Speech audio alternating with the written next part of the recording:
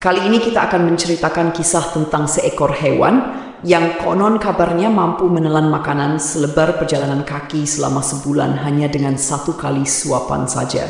Hewan ini juga ada dalam 2 kisah Nabi di zaman yang berbeda dengan selisih waktu sekitar 100 tahun.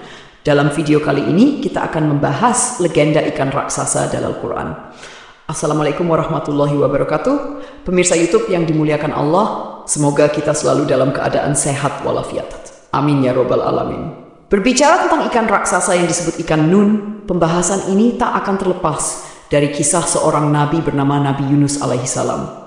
Kisah tentang Nabi Yunus dan ikan Nun termuat dalam Al-Quran yang tersebar di beberapa surat, yaitu surat Yunus, Al-Anbiya, As-Safat, dan Al-Qalam. Di video ini akan diceritakan 2 kisah tentang ikan raksasa Nun ini. Yang pertama adalah ketika ikan Nun hidup di zaman Nabi Yunus alaihissalam, dan yang kedua ikan Nun yang sama muncul di zaman Nabi Sulaiman alaihissalam.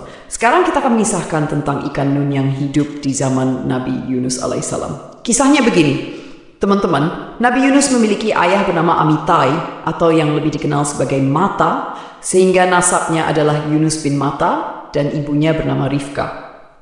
Nabi Yunus atau dalam bahasa Ibraninya dikenal dengan nama Yonah yang memiliki arti merpati.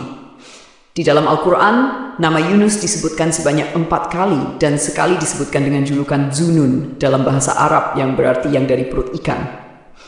Terdapat beberapa perbedaan pendapat mengenai abad berapa Nabi Yunus hidup. Ada yang mengatakan abad ke-7 sebelum Masehi, ada pula yang mengatakan ke-8 atau ke-9 sebelum Masehi. Namun, tercatat dalam sejarah bahwa Nabi Yunus adalah seorang nabi dari kerajaan Israel atau Samaria pada sekitar abad ke-8 sebelum Masehi dan hidup pada masa kekuasaan Raja Samaria, Yerobeam bin Yoas. Beliau disebutkan berasal dari Palestina yang saat itu dikenal sebagai negeri Syam.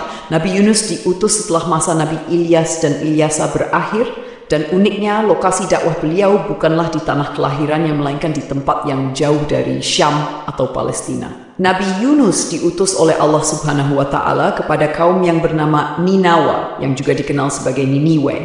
Kaum Ninawa ini berada di daerah Mosul yang saat ini terletak di Irak. Ini berarti Nabi Yunus adalah seorang pendatang di negeri Ninawa tersebut.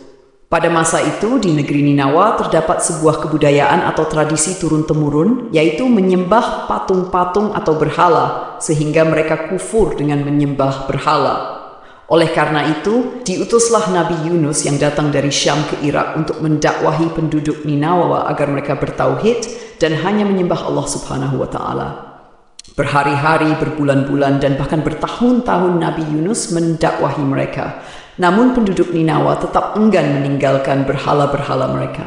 Alasan mengapa penduduk Ninawa tidak mau meninggalkan berhala adalah karena mereka telah menyembah berhala selama puluhan bahkan ratusan tahun tanpa ada azab yang menimpa mereka, seperti yang terjadi pada kaum-kaum terdahulu. Padahal mereka telah mendengar kisah kaum terdahulu yang dibinasakan oleh Allah Subhanahu wa Ta'ala karena menyembah berhala. Mereka menyadari bahwa apa yang mereka lakukan adalah salah, namun mereka justru menunggu azab datang terlebih dahulu sebelum bertobat. Maka ketika itu seluruh orang dari kaum ini tidak mau mendengar seruan dari Nabi Yunus alaihissalam. Terlebih lagi Nabi Yunus adalah seorang pendatang, bukan berasal dari kampung tersebut. Mereka justru menganggap Nabi Yunus sok tahu dan tidak mempercayai sedikit pun risalah yang beliau bawa. Dikisahkan bahwa Nabi Yunus mendakwahi mereka selama 33 tahun. Mereka berkata, "Sudahlah Yunus, urusi saja hidupmu sendiri. Jika engkau ingin memiliki pengikut, berdakwahlah di kampung halamanmu." Nabi Yunus yang merupakan manusia biasa mendengar hinaan dan penolakan itu. Beliau merasa kecewa dan marah. Suatu hari Nabi Yunus memutuskan untuk pergi meninggalkan kaumnya. Saat itu Yunus pergi dalam keadaan hati yang kecewa dan marah. Beliau berjalan menuju sebuah dermaga dan meminta izin untuk menumpang di sebuah kapal, meskipun kapal tersebut sebenarnya sudah kelebihan muatan. Namun, nakoda kapal tetap mengizinkan Nabi Yunus untuk ikut serta. Dan ingatlah kisah Zunun atau Yunus ketika dia pergi dalam keadaan marah, lalu dia menyangka bahwa kami tidak akan menyulitkannya. Maka dia berdoa dalam keadaan yang sangat gelap, "Tidak ada Tuhan selain Engkau, Maha Suci Engkau. Sungguh, aku termasuk orang-orang yang zalim." Tak lama berselang setelah kepergian Nabi Yunus alaihissalam, tiba-tiba tanda-tanda azab Allah Subhanahu wa Ta'ala pun muncul kepada kaum Ninawa yang beliau tinggalkan. Langit berubah menjadi merah, seolah-olah seperti kobaran api yang membara. Orang-orang Ninawa pun menjadi ketakutan dan baru menyadari kebenaran peringatan Nabi Yunus alaihissalam. Namun, saat itu Nabi Yunus telah meninggalkan mereka. Mereka pun bingung harus meminta tolong kepada siapa. Mereka kembali teringat pada nasib orang-orang yang tidak bertakwa seperti mereka yang dibinasakan Allah pada zaman dahulu. Menurut tafsir dari Ibnu Katsir, dijelaskan bahwa warga Ninawa ketika itu menyadari kesalahannya karena telah menghina Nabi Yunus dan mendustakan risalah yang dibawanya. Ketika langit berubah merah, seluruh penduduk Ninawa pergi ke hamparan padang pasir dan mulai berdoa serta memohon ampun kepada Allah Subhanahu wa Ta'ala. Mereka disebut berdoa selama 40 malam. Akhirnya Allah Subhanahu wa Ta'ala berkenan memberikan pengampunan dan membatalkan azab yang akan ditimpakan kepada mereka. Kita kembali ke kisah Nabi Yunus yang menaiki kapal. Setelah kapal yang ditumpangi Nabi Yunus berada di tengah lautan atas izin Allah Subhanahu wa Ta'ala, tiba-tiba terjadi badai yang cukup besar hingga kapal dihantam gelombang ombak yang besar. Kapal itu terombang-ambing dan beberapa bagian mulai rusak.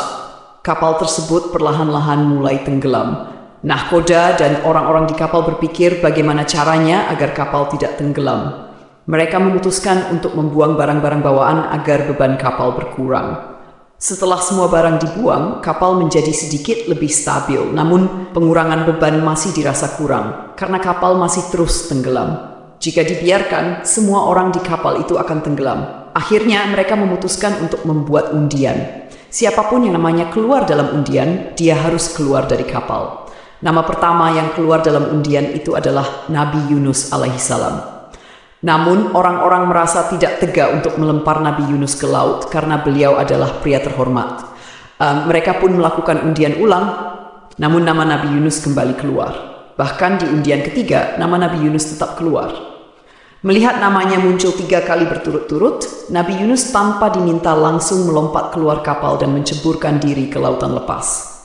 Abdullah bin Mas'ud melalui riwayat Ibnu Katsir menceritakan bahwa tak lama setelah Nabi Yunus terjun ke laut, tiba-tiba seekor ikan besar datang dan menelan tubuh Nabi Yunus secara utuh. Tak sedikit pun Nabi Yunus terluka akibat insiden itu.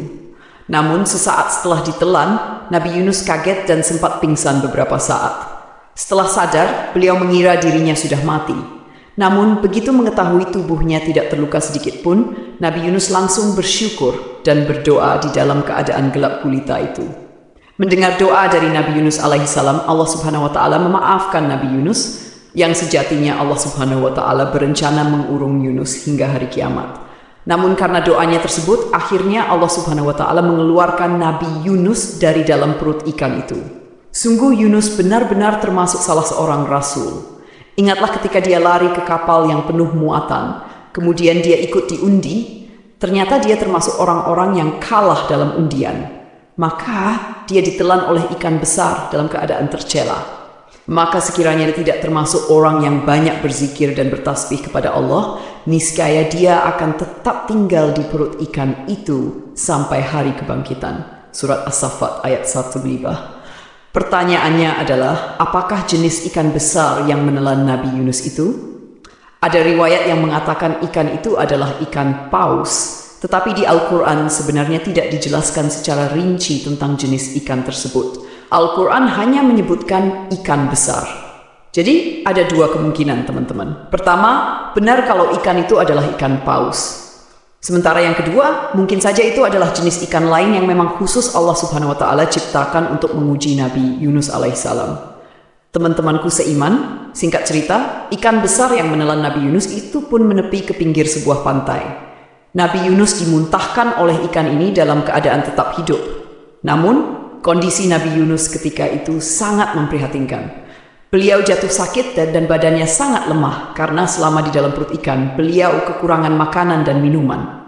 Ditambah lagi pulau tempat dia terdampar adalah pulau yang memiliki tanah tandus, sehingga cukup sulit untuk mencari makanan. Tetapi teman-teman, Allah Subhanahu wa Ta'ala lagi-lagi menolong utusannya ini. Atas izin Allah, Di sekitar pulau itu tumbuh sebuah pohon semacam pohon labu, dan Yunus memakan buah dari pohon tersebut sampai badannya kembali membaik seperti sedia kala. Kemudian kami melemparkan dia ke daratan yang tandus, sedang dia dalam keadaan sakit. Kemudian untuk dia kami tumbuhkan sebatang pohon dari jenis labu, dan kami utus dia kepada 100.000 orang atau lebih, sehingga mereka beriman. Karena itu kami anugerahkan kenikmatan hidup kepada mereka hingga waktu tertentu. Quran, Surat As-Saffat ayat 145. Kisah kedua yang berhubungan dengan ikan nun ini berasal dari kitab yang berjudul Durratun Nasihin, karya dari Syekh Utsman bin Al-Hasan bin Ahmad As-Syakir Al-Kawawi. Kisahnya begini, teman-teman. Nabi Sulaiman adalah seorang nabi sekaligus raja yang sangat sukses. Sebagai raja, Iman memiliki kekayaan yang luar biasa banyak. Diceritakan dalam berbagai literatur dan dalam Al-Quran, kekayaan Nabi Sulaiman alaihi salam sangat melimpah. Banyak ulama berpendapat Nabi Sulaiman adalah manusia paling kaya yang pernah Allah Subhanahu wa Ta'ala ciptakan. Walaupun diberi harta yang melimpah, Nabi Sulaiman tetap seorang hamba yang selalu taat dan beriman kepada Allah Subhanahu wa Ta'ala. Dengan harta yang begitu banyak, Sulaiman tidak pernah sombong atau pelit, dan beliau terkenal sebagai raja yang sangat senang bersedekah. Pada suatu hari, terlintas di benak Nabi Sulaiman untuk memberi makan semua makhluk hidup di muka bumi ini, termasuk hewan di darat, di laut, dan di udara. Kemudian Nabi Sulaiman meminta izin kepada Allah Subhanahu wa Ta'ala, "Ya Allah, perkenankan hamba menyediakan makanan untuk semua makhluk hidup setahun penuh." Allah Subhanahu wa Ta'ala berfirman, "Sungguh engkau tidak akan sanggup." Kemudian Nabi Sulaiman kembali berkata, "Kalau begitu, izinkan hamba menyediakannya dalam jangka waktu 1 hari saja." Allah Subhanahu wa Ta'ala mengabulkan permintaan Nabi Sulaiman. Lalu beliau mulai mempersiapkan makanan dalam jumlah yang sangat banyak. Diceritakan, Nabi Sulaiman memerintahkan bala tentaranya yang terdiri dari manusia, jin, dan burung untuk mengumpulkan berbagai macam makanan dari penjuru negeri. Setelah makanan terkumpul, Nabi Sulaiman mengundang semua makhluk hidup untuk datang dan makan sepuasnya. Tak lama kemudian datanglah seekor ikan besar dari lautan. Ikan itu berkata, "Wahai Nabi Allah Sulaiman, apakah engkau akan memberi makan seluruh makhluk atau hanya sebagian?" Nabi Sulaiman menjawab, "Aku akan memberi makan semuanya." Maka ikan besar itu mendekati hidangan yang telah disiapkan, dan dalam sekejap ikan tersebut melahap seluruh makanan yang ada di sana sampai habis.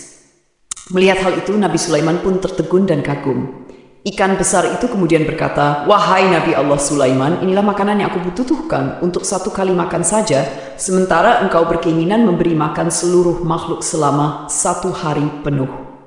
Mendengar perkataan ikan besar itu, Nabi Sulaiman menyadari bahwa meskipun dirinya memiliki kekayaan yang melimpah dan kekuasaan yang besar, sesungguhnya hanya Allah Subhanahu wa Ta'ala yang mampu memberi rezeki kepada seluruh makhluknya tanpa batas.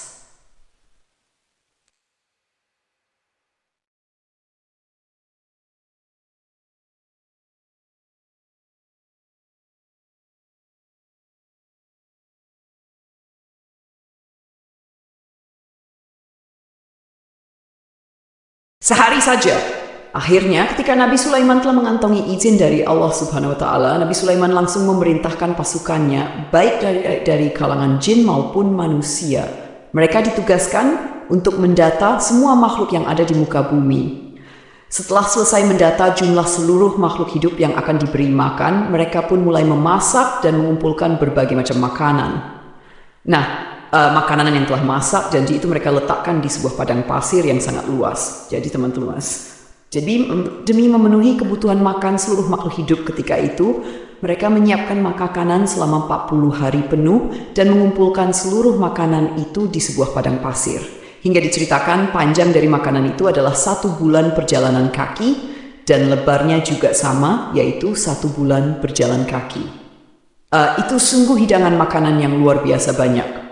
Selama mereka menyiapkan makanan ini selama 40 hari, Nabi Sulaiman telah memerintahkan angin untuk tidak berhembus di padang pasir itu karena ditakutkan makanan yang ada di situ jadi rusak dan hilang. Ketika hidangan makanan itu telah siap untuk disantap, lalu Allah Subhanahu wa Ta'ala bertanya kepada Nabi Sulaiman, "Makhluk manakah yang akan memulai memakan hidangan yang engkau sediakan ini?" Nabi Sulaiman menjawab, mereka yang mendarat di darat dan di laut. Kemudian dengan kekuasaannya Allah Subhanahu wa Ta'ala memerintahkan seekor ikan besar dari kedalaman laut untuk menyantap makanan itu. Ikan besar ini langsung keluar dari air dan memakan seluruh makanan yang ada di padang pasir itu hingga semuanya habis dengan hanya 1 kali suapan saja karena saking besarnya ukuran tubuh ikan raksasa ini. Alangkah terkejutnya Nabi Sulaiman ketika itu. Makanan yang telah disiapkan selama 40 hari bisa habis dengan 1 makhluk saja yang lainnya belum kebagian. Bahkan ikan raksasa ini setelah selesai menyantap hidangan berkata kepada Nabi Sulaiman, "Wahai Sulaiman, kenyangkanlah perutku sekarang, aku masih merasa lapar." Pada saat itu Nabi Sulaiman langsung bersujud sambil menangis kepada Allah Subhanahu wa Ta'ala. Beliau memohon ampunan karena merasa sombong dan merasa mampu memberi makan semua makhluk hidup. Padahal untuk memberi makan 1 ikan saja dia masih belum cukup mampu. Kisah Nabi Sulaiman ini memberikan kita pelajaran dan peringatan bahwa Allah Subhanahu wa Ta'ala itu benar-benar maha kaya dan tak ada yang bisa menandingi kekayaan, apalagi itu cuma Nabi Sulaiman alaihissalam, dan hanya Allah Subhanahu wa Ta'ala yang sanggup dan mampu memberi makan seluruh makhluk hidup di muka bumi ini dari awal zaman hingga akhir zaman.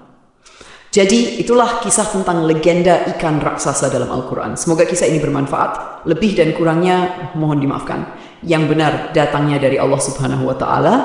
Hilaf atau keliru itu datangnya dari saya pribadi sebagai manusia biasa. Sampai ketemu di kisah-kisah seru yang penuh makna selanjutnya. Saya akhiri. Wassalamualaikum warahmatullahi wabarakatuh.